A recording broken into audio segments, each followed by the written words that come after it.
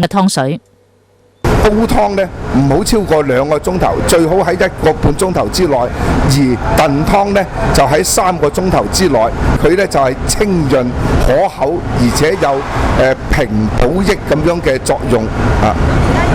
佘藥師仲話，廣州湯有佐餐養生、輔助治療等3大功效，市民應該遵從春養肝、夏養心、秋養肺、冬養腎呢個理念嚟進行調理。你睇下喺養生方面呢，佢就體現咗中醫嘅治未病嘅咁樣嘅一種呢個思維模式喺裏邊。